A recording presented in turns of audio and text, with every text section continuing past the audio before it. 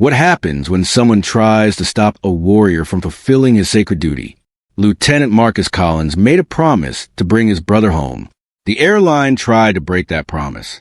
What followed proved that some bonds transcend policy, and that when Americans witness true honor being challenged, they don't stay silent. Lieutenant Marcus Collins had worn the Navy SEAL Trident for 11 years. He'd survived 3 tours in Afghanistan, 2 in Iraq, and countless classified missions that would never make the headlines. But nothing in his training had prepared him for this weight. Escorting his fallen brother home. Chief Petty Officer Ryan Mitchell wasn't supposed to be in that flag-draped casket. He was supposed to be planning their next dive trip, arguing about which San Diego bar made the best old-fashioned, or telling Marcus to lighten up. But war had different plans. One moment, they were clearing a compound together, moving with the synchronized precision that had kept them alive for years. The next, Ryan was gone, taken by a hidden explosive that should have killed them both. Before they loaded Ryan's body onto the military transport, Marcus had stood in front of Ryan's mother, Susan, his commander's coin clutched tightly in his palm. "I'll bring him home," he'd promised, looking into her hollow eyes. Not some stranger, not some system. Me. The military had its protocols for fallen soldiers, but this was different. This wasn't just any fallen SEAL. This was a man who'd saved Marcus's life twice, who'd been his swimming buddy at BUD/S training, who'd stood as best man at his wedding. Some bonds went beyond protocol. So as Marcus stepped into San Diego International Airport, his Navy service uniform crisp and perfect, his focus wasn't on the crowds or the noise. His mission was clear. Get Ryan home to Annapolis, where his family waited, shattered but holding on. The terminal buzzed with typical airport chaos. Travelers rushing to gates, children crying, announcements blaring overhead. But Marcus moved through it like it was a combat zone, with purpose and awareness. His uniform commanded space. People instinctively stepped aside, a few nodding respectfully as he passed. His service ribbons told a story few civilians could comprehend. Bronze Star, Purple Heart, combat action. But today, the weight of responsibility on his shoulders felt heavier than any medal. He checked his boarding pass. Gate A42, departure in 75 minutes. More than enough time. Through the massive windows, he could see ground crews bustling around aircraft. The cargo hold of his plane was open, but he couldn't yet see Ryan's casket. Standard procedure. No cause for the unease creeping up his spine. Years in special operations had taught Marcus to trust his instincts. Something didn't feel right. His eyes scanned the terminal, assessing, categorizing, the way they had in countless hostile environments. But this wasn't supposed to be hostile territory. This was home, American soil. He adjusted his cover, squared his shoulders, and continued toward the gate, unaware that the hardest battle of his day was about to begin. The gate agent behind the counter barely looked up when Marcus approached. She continued tapping at her keyboard, finishing a conversation with her colleague before finally acknowledging him with a glance. "I'm Lieutenant Marcus Collins," he said, voice steady. "I'm escorting Chief Petty Officer Ryan Mitchell to Annapolis." He slid his paperwork across the counter. "I need to confirm the protocol once we land." The agent frowned, scanning the documents with narrowed eyes. She clicked through several screens, her frown deepening. "There's actually going to be a problem," she said finally. Marcus felt a familiar tension rise in his chest, the same focused alertness before mission goes sideways. "What kind of problem?" "Your layover in Atlanta," she said, eyes still on her screen. "Our policy doesn't allow military escorts to remain with the casket during transfers. You'll have to take a separate flight from the remains." The word remains hit Marcus like a physical blow. Ryan wasn't remains. He was a warrior, a brother. "That's not happening," Marcus said, his voice low but firm. "I'm his escort. I stay with him." The agent sighed dramatically. "I understand, Lieutenant, but it's out of my hands. You'll rejoin the casket in Annapolis." "I'm not meeting him there. I'm bringing him there," Marcus corrected her, feeling his jaw tighten. "That's my duty. I have military escort clearance." "It doesn't override airline policy," she interrupted. "Everyone follows the same rules here." Marcus's hand curled around his cover, knuckles whitening. He'd faced insurgents, survived firefights, endured SEER training. But the casual dismissal in the agent's voice threatened his composure more than any of those. "I need to speak with a supervisor," he said, keeping his voice level. The agent rolled her eyes. "They'll tell you the same thing." "Then let them tell me." With an exaggerated sigh, she grabbed her radio and muttered something into it. Marcus stepped back, controlling his breathing the way his training had taught him. This couldn't be happening. He'd carried Ryan out of that compound, had felt his brother's blood seep into his uniform. He'd made a promise that Ryan wouldn't be alone for a second of his journey home. Now some airline policy threatened to break that promise. Marcus sensed movement behind him. The terminal had grown quieter. People were watching, listening. He hadn't wanted attention. SEALs operated in the shadows, not the spotlight. But this wasn't about him anymore. The gate agent supervisor appeared, a thin man with a practiced customer service smile that didn't reach his eyes. "Lieutenant, I understand your concern, but our transfer protocols are clear." "No!" Marcus cut in, his voice carrying the authority of a man accustomed to making life or death decisions. "Those aren't just remains. That's Chief Petty Officer Ryan Mitchell, Navy SEAL, Silver Star recipient, my brother, and I made a promise I intend to keep." "Excuse me." The voice came from behind Marcus, gravelly, commanding. Marcus turned to see an older man who had risen from his seat nearby. The red Vietnam veteran baseball cap said everything. Deep lines etched his weathered face, his expression hard as he approached the counter. "You got a problem here, Lieutenant?"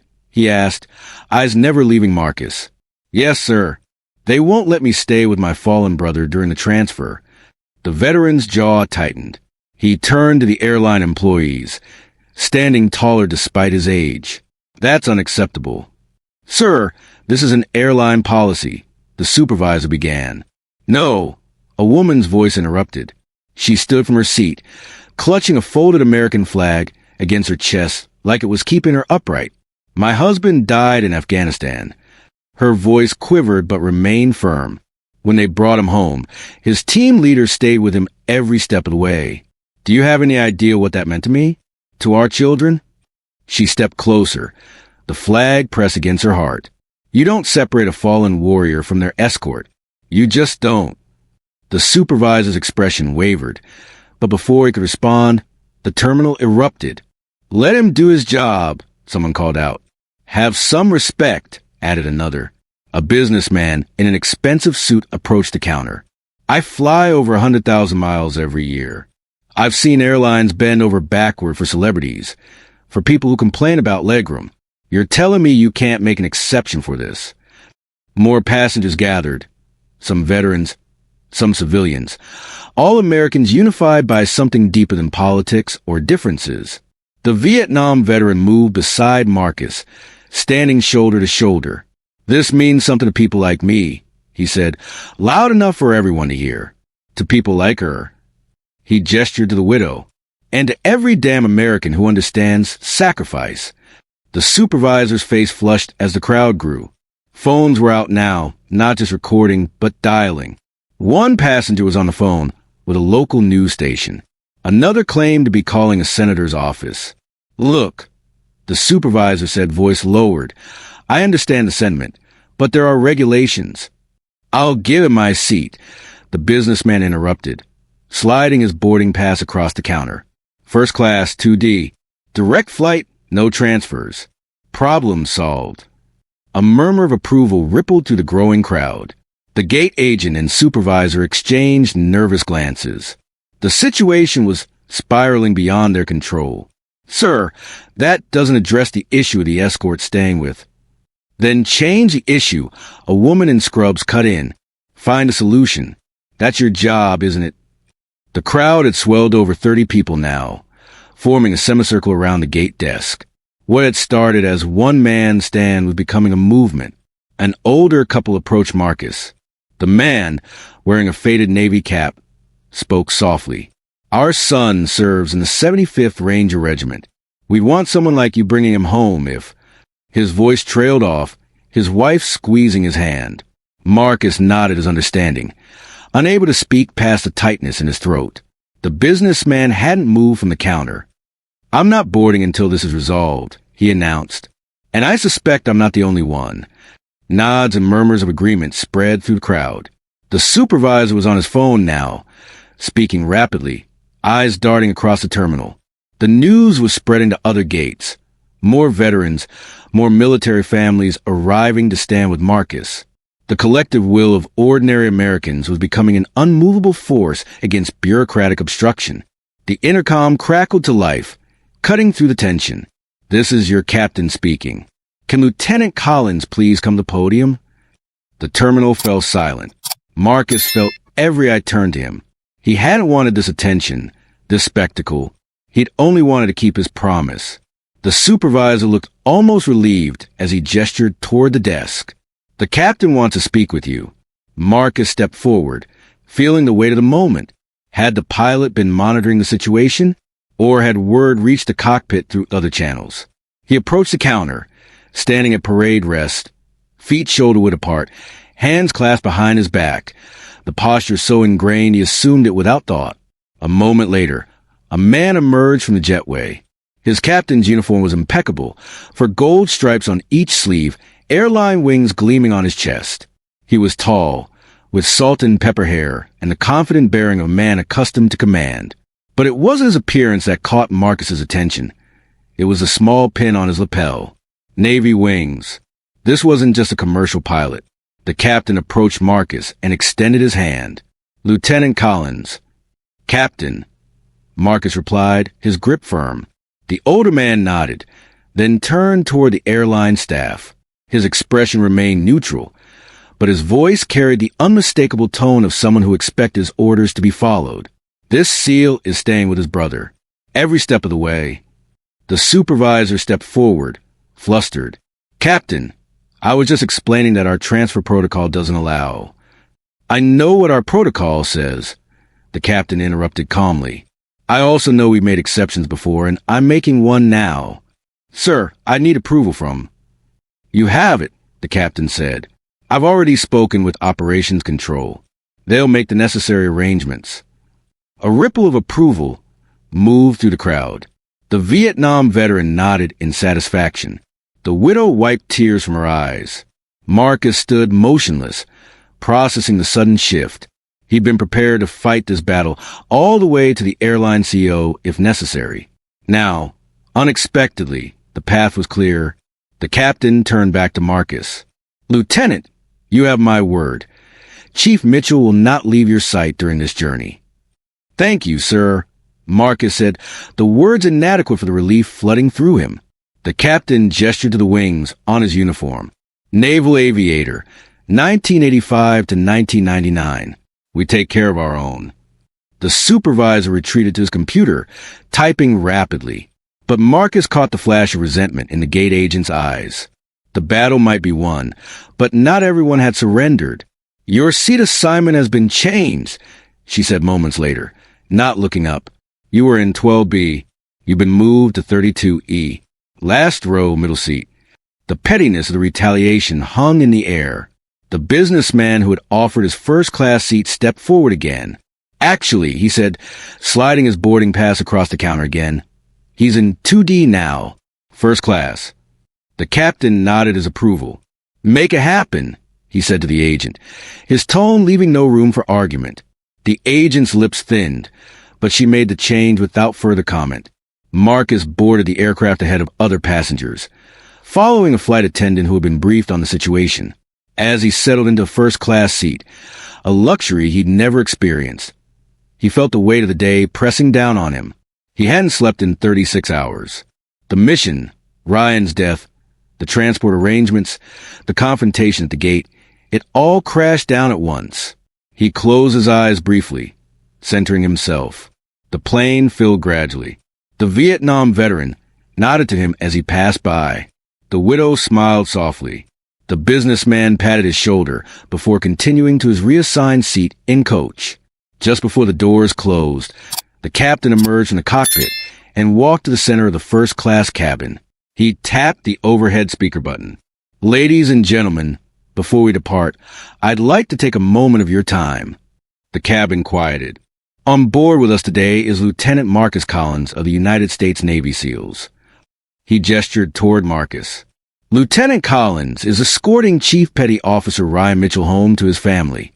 Chief Mitchell gave his life in service to our nation. A solemn hush fell over the cabin. In the Navy, the captain continued, we have a saying, never leave a fallen comrade. Lieutenant Collins is honoring that code today. I ask that you join me in a moment of silence to honor Chief Mitchell's sacrifice. The plane became utterly still. Some passengers placed hands over hearts.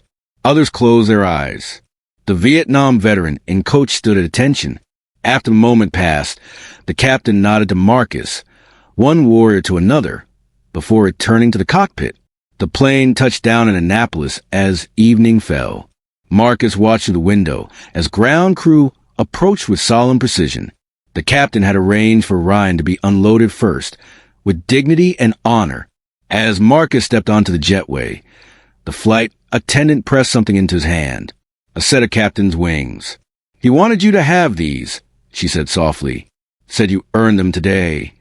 Outside, beyond security, Ryan's family waited. His mother, Susan, stood straight despite her grief, her eyes finding Marcus immediately. Beside her, Ryan's father gripped a folded flag, knuckles white. Marcus approached them, uniform perfect, posture unwavering. Ma'am, he said, voice steady, I've brought him home. Susan reached for Marcus's hand, squeezing it tight. Thank you, she whispered. As they walked toward the waiting hearse, Marcus reflected on the day's battle. Not fought with weapons, but with will. Not against enemies, but against indifference. And he thought about how ordinary Americans had stood up when it mattered. Honor wasn't just a military value. It lived in the Vietnam veteran who wouldn't stay silent, the widow who understood sacrifice, the businessman who gave up his seat, and the pilot who remembered his own service. Some promises can't be broken. Some bonds never die.